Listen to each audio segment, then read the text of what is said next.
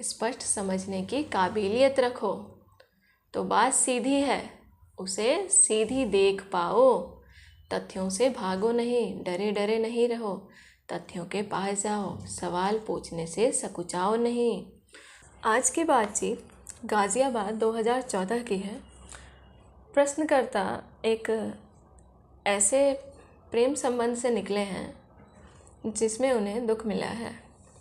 तो वो पूछ रहे हैं, आचार्य जी, मेरा प्रश्न ये है कि किसी को चाहने से हमारी ज़िंदगी इतनी अस्त व्यस्त क्यों हो जाती है?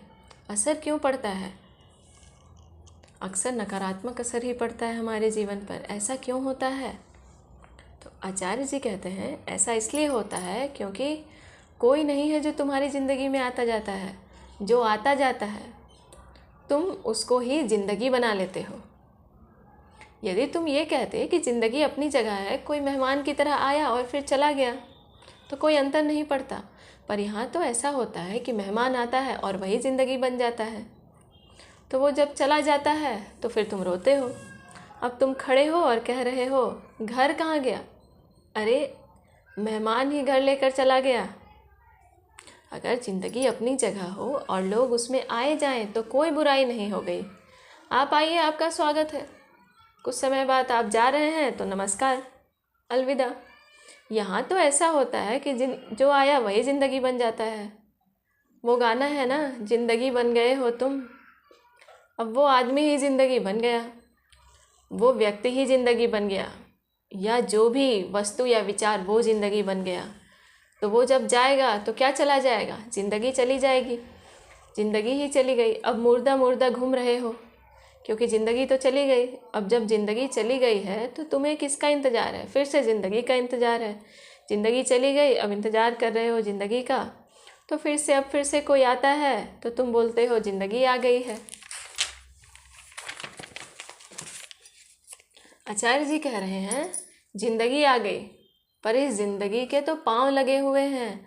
अब ये जैसे आई है वैसी चली भी जाएगी, और फिर जब जाती है तब तुम रोते हो, फिर तुम्हें दिक्कत होती है। इसी चक्र में आदमी लगा रहता है, लगा रह जाता है। ज़िंदगी आई, ज़िंदगी गई। ऐसा नहीं होने दो। ज़िंदगी आंतरिक हो, जीवन अपना हो, बाकी पूरा तंत्र चारों ओर पसरा हुआ है। उसमें बहुत सारी घटनाएं हैं जो घट रही हैं।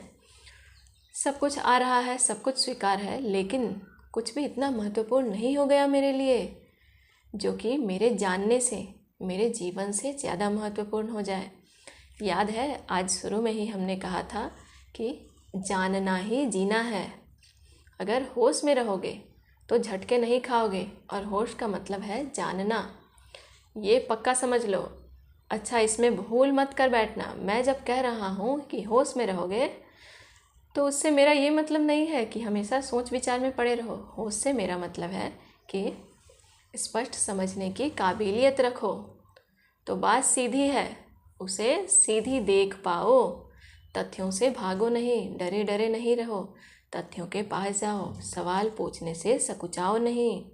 पूछ लो कि हाँ, बात तो आप ठीक कह रहे हैं, आप बहुत प्रेम करते हैं, बड़ा प्यार करते हैं मुझसे, आप मेरी ज़िंदगी हो, पर थोड़ा ये बात भी तो बता दो। सवाल पूछा करो, पूछ लो, फिर झटके नहीं लगेंगे। देखो, संबंध अगर किसी से बनाना है, प्रेम में यदि उतरना है, तो बेहोशी का कौन सा प्रेम होता है? दो शराबी हैं, दोनों का दावा है कि हम एक दूसरे से प्यार करते हैं, दोनों बिल्कुल नशे में धुत हैं। जब उन्हें गला मिलना है तो कोई दाएं जा रहा है, कोई बाएं जा रहा है, दोनों जाकर 3-4 बार अपना सिर दीवार पर मार लेते हैं, फिर कहते हैं इस बार हम अच्छे से एक दूसरे के पास आएंगे। तो जब सावधानी से एक दूसरे के पास आते हैं तो एक दूसरे का ही माथा फोड़ देते हैं। क्या ऐसा नहीं है हमारा प्रेम?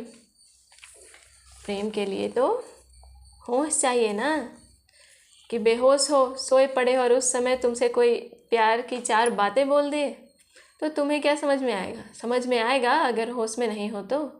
तुम्हें क्या, जो प्रेम, जो संबंध बेहोशी का हो वो सिर्फ तुम्हें दुख देगा। प्रेम परम होश है। जो ही संबंध होश का है उसी का नाम प्रेम है। वो तुम्हारा चाहे कोई किताब से हो, किसी पालतू जानवर से हो, पौधे से हो, पेड़ों से हो, या पूरे अस्तित्व से हो, या किसी एक व्यक्ति से हो, संबंध जागृति का रखो। ये नहीं कि बस जुड़ गए हैं। क्यों जुड़ गए हैं वो पता नहीं, एक आदत सी थी या कोई रासायनिक कुलबुलाहट उठी थी शरीर में तो जुड़ गए। एक खास उम्र हो गई, उसके बाद हार्मोन सक्रिय हो जाते हैं तो जाकर जुड़ गए। ऐसे नहीं, सोडियम पर पानी पड़ गया और वो जुड़ गए, सोडियम हाइड्रोक्साइड बन गया। इसमें किसको क्या आनंद मिल गया? बस बदबू बदबू, धुआं धुआं फैल गया, इतना ही हुआ है और धमाका जोर का हुआ। प्रेम परम होश है। जो भी संबंध होश का है उसी का नाम प्रेम है। इसमें क्या आनंद है?